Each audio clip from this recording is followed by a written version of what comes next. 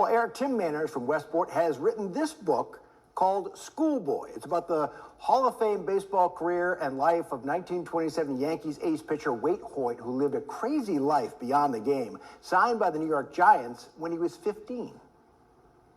It's so useless to tell any old ball player, well, you had your day. Westport author Tim Manners learned that Hall of Fame pitcher Waite Hoyt had days that most people could only dream of.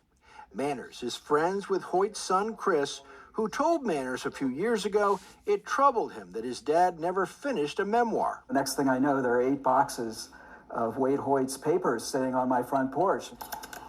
And so Manners began to type away. He learned Waite Hoyt was good friends with Babe Ruth when they played together in the roaring 20s, but they went a year without speaking to each other because they were dating the same showgirl. It was an afternoon game at Yankee Stadium, and Waite was pitching, and there was a pop-up ball, and Ruth just let it drop.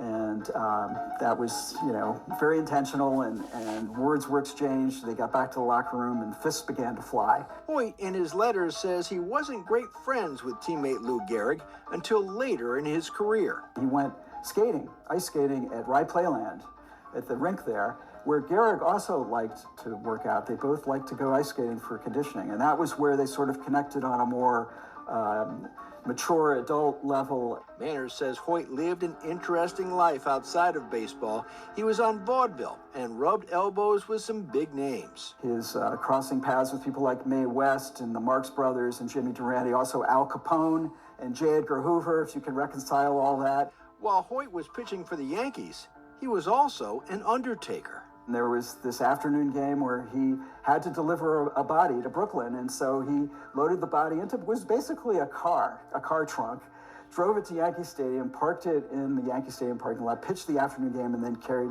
on and delivered the body. Manners says Waite Hoyt was conflicted in life about his choices and wanted people to learn from him. He hoped that younger people who came after him, people maybe who read this book, would learn from him in a way that he did not learn from others.